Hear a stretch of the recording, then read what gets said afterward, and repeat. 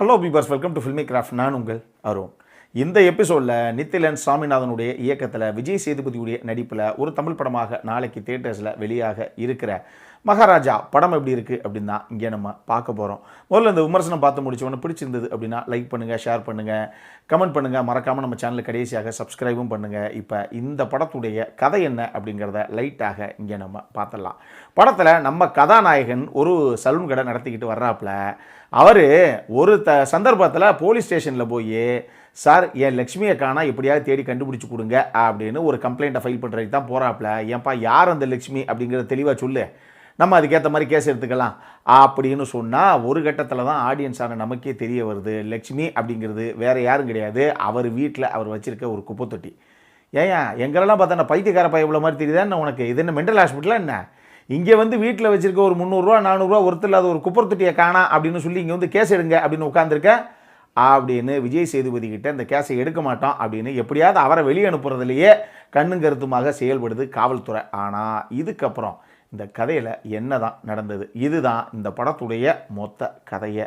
இந்த படத்தை பொறுத்தளவுக்கு இந்த படம் மொத்தமாக பார்த்து முடித்தவுடனே ஏங்க இது அந்த படத்துடைய சாயலே இல்லை அப்படிங்கிற ஒரு ஃபீல் கண்டிப்பாக உங்களுக்கு வந்தே தீரும். காரணம் என்ன அப்படின்னா, அது எந்த படம் நீங்கள் நினைக்கிறீங்களோ அந்த படம் ஒரு ஃபேமஸான வேர்ல்டு மூவி. அந்த படத்தில் இருந்து இன்ஸ்பயர் ஆகி தான் அந்த படத்தில் ஒரு சில விஷயங்கள் நிச்சயமாக இந்த டீம் வச்சிருக்கு. அதை யாராலையும் மறுக்கவே முடியாது. அது எந்த படம்ங்கிறது நீங்கள் படத்தை பார்த்தே தெரிஞ்சுக்கோங்க. இந்த படத்தில் ஆக்சுவலாக சொல்லணும்னா மொத்தம் 3 ஹீரோஸு. ஒன்று விஜய் சேதுபதி.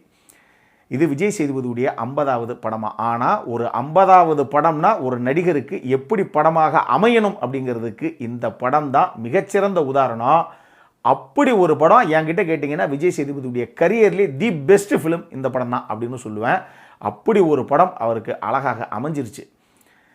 அவர் அந்த கதாபாத்திரத்தை அந்த அளவுக்கு உள்வாங்கி அந்த கதாபாத்திரமாகவே நிற்கிறார் அப்படின்னு தான் நான் சொல்லுவேன். அதுலேயும் குறிப்பாக ஸ்டேஷனில் ஒரு தருணத்தில் ஒரு போலீஸ்காரர், எப்பா இது ஒன்றும் எஃப்ஐஆர்லாம் எடுக்க முடியாது, வேணா என்ன நடந்துச்சுங்கிறத விலாவரியாக தெளிவாக சொல்லு, நான் வேணா எழுதிக்கிறேன் அப்படின்னு சொல்லும்போது, ஏற்கனவே இதே கதையை பல போலீஸ்காரங்கிட்ட அதே ஸ்டேஷன்லேயே அவர் சொல்லியிருந்தா கூட அந்த இடத்துல விஜய் சேதுபதி கண் கலங்கி சொல்ல ஆரம்பிக்கக்கூடிய அந்த சீனு, அது இன்ட்ரிகட்டில் எப்படி வந்து திருப்பி போயிட்டு வந்ததுங்கிற அந்த விதம் இருக்குது பாருங்கள். விஜய் சேதுபதி அட்டகாசம் பண்ணியிருந்தாப்புல in terms of performance.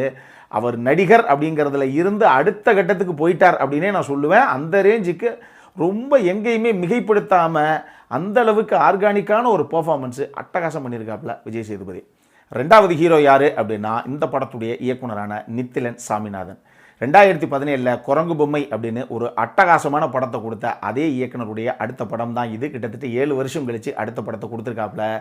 சாலிடான writing, எங்கேயுமே லாஜிக்கலி பெருசாக நீங்கள் லூப் ஹோல்ஸ் கண்டுபிடிக்க முடியாத அளவுக்கு ரொம்ப நேர்த்தியான ஒரு ப்ராப்பரான எக்ஸிக்யூஷன் தான் இந்த படம். இந்த படத்தை பொறுத்தளவுக்கு மலையாளத்தில் திருஷ்யம் எந்த அளவுக்கு எல்லாரும் விரும்பி பார்த்து ஏங்க படம்னா அப்படி எடுக்கணுங்க அப்படின்னு சொன்னாங்களோ அந்த அளவுக்கு ஒரு சூப்பர்பான படமாகத்தான் நித்திலன் தமிழில் இந்த படத்தை ப்ரெசென்ட் பண்ணியிருக்காரு. அது நீங்கள் படத்தை பாருங்கள், நான் ஏன் சொல்கிறேன் அப்படிங்கிறது உங்களுக்கு தெரியும். 3வது ஹீரோ யார் அப்படின்னா எடிட்டரான ஃபிலோமின் ராஜ். நீங்கள் லீனியராக சொல்லியிருந்தீங்க அப்படின்னா ஒரு சாதாரண சிம்பிள் ஸ்டோரி இது.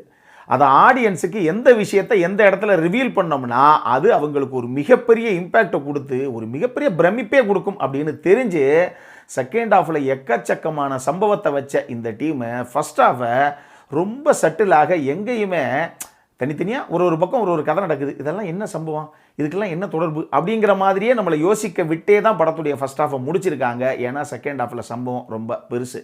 இதனாலேயே இந்த படம் ஒரு சில பேர்த்துக்கு ஏங்க என்ன பிட்ஸ் அண்ட் பீசஸாக அங்கங்கே ஓடிக்கிட்டே இருக்குது, என்ன தான் சொல்ல வர்றாங்க அப்படிங்கிற ஒரு ஃபீலு படத்துடைய ஃபஸ்ட் ஹாஃபை பார்க்கும்போது வரலாம். பட் வெயிட் அண்ட் வாட்ச், படத்துடைய செகண்ட் ஹாஃபில் தான் சம்பவமே இருக்குது. இது எல்லாம் போக இந்த படத்தை பொறுத்தளவுக்கு விஜய் சேதுபதி சூப்பராக பெர்ஃபார்ம் பண்ணிட்டாருன்னு நான் ஏற்கனவே சொல்லிட்டேன். அவர் போக நட்டி, அருள்தாஸ், முனிஷ்காந்த், சிங்கம்புலி, அனுராக் கைஷப், வினோத் சாகர், மணிகண்டன் அப்படின்னு எல்லாரும் எடுத்த அந்த கதாபாத்திரத்தை நேர்த்தியாகவே கொண்டு வந்திருக்காங்க. அபிராமியும் சரி, விஜய் சேதுபதியுடைய பொண்ணாக பண்ண சச்சனா நமிதாஸ் அவங்களும் சரி, சூப்பர்பான பர்ஃபார்மன்ஸு 2 பேர்கிட்டையும் இருந்து. 2 பேர்கிட்டையுமே ஆக்சுவலி கம்மியான ஸ்க்ரீன் ஸ்பேஸ் தான், பட் இருந்துமே 2 பேர் கொடுத்த அந்த வாய்ப்பை ரொம்ப அழகாகவே பயன்படுத்தியிருக்காங்க அப்படின்னு தான் நான் சொல்லுவேன். பாரதி ராஜா சாரும் சரி, மம்தா மோகன்தாஸும் சரி, 2 பேருடைய கதாபாத்திரம் ரொம்ப ரொம்ப சின்ன கதாபாத்திரம், பட் இருந்தாலும் அவங்களும் கொடுத்தது நேர்த்தியாகவே கொண்டு வந்திருக்காங்க ஸ்க்ரீனில். அஜினேஷ் லோக்நாத் அவர் தான் படத்துடைய மியூசிக் டைரக்டரு. அவரும் இந்த கதைக்கு எமோஷனலான ஒரு சைடும் இருக்குது, த்ரில்லரான இந்த பக்கம் ஒரு த்ரில்லிங் மூமெண்ட்ஸும் இருக்குது. இந்த எல்லா விஷயங்களையும் அவருடைய பேக்ரவுண்ட் ஸ்கோரிங்கில் முடிஞ்ச அளவுக்கு அடுத்த கட்டத்துக்கு எடுத்துகிட்டு போயிருக்காப்புல. பல காட்சிகள் டெஃபினட்டாக மியூசிக்கில் நிற்கிது அப்படின்னு நான் சொல்லுவேன். விஜய் சேதுபதி மென்டலாக மட்டும் இல்லைங்க, ஃபிசிக்கலாகவுமே எந்த அளவுக்கு ஒரு ஸ்ட்ராங்கான ஒரு ஆள் அப்படிங்கிறதுக்காகவே படத்துடைய ஃபர்ஸ்ட் ஹாஃபில் சித்தரிக்கப்பட்ட பல காட்சிகளாகட்டும், சிங்கம் புலி நட்டி விஜய் சேதுபதி 3 பேர்த்துக்கும் நடுவில் வரக்கூடிய அந்த காம்பினேஷன் சீன்ஸில் சிங்கம்புலி கையை வச்சு முன்னாடி பண்ணி காட்டுற ஒரு காட்சி படம் பார்க்குற பல பேர்த்த உலுக்கி எடுத்துடும். ஒரு பேரண்ட்ஸாக நீங்கள் இருந்தீங்க அப்படின்னா நம்மளை ஒரு மாதிரி மிர்சலாக்கி விட்டாங்க. அந்த மாதிரி ஒரு சம்பவம், இந்த மாதிரி பல காட்சிகளில் தான் இந்த படமே தனியாக நின்றுச்சு அப்படின்னு நான் சொல்லுவேன். நெகட்டிவ்ஸ்னு இந்த படத்தில் ஏதாவது இருக்கா அப்படின்னு கேட்டிங்கன்னா, ரொம்ப பூத கண்ணாடி வச்சு பார்த்தீங்கன்னா ஒரே ஒரு மேட்டர் சொல்லணும்னா சொல்லலாம். ஆனால் இந்த மாதிரி ஒரு நல்ல படத்தில் அந்த மாதிரி ஒரு விஷயம் நான் சொல்லவே விரும்பலை. மொத்தமாக இந்த படம் எப்படி இருக்குது அப்படின்னு கேட்டிங்கன்னா, தமிழ் சினிமாவில் வெளியான எக்ஸ்ட்ராடினரி த்ரில்லர்ஸில் நிச்சயமாக இதுவும் ஒரு படம். இந்த படம் தியேட்டர்ஸில் நீங்கள் தாராளமாக பார்க்கலாம். சொல்ல போனால் நீங்கள் பார்த்தே தீர வேண்டிய ஒரு படம் இது. நம்ம சைடில் இருந்து ஒரு ஹைலி ரெக்கமெண்டட் படம் இது.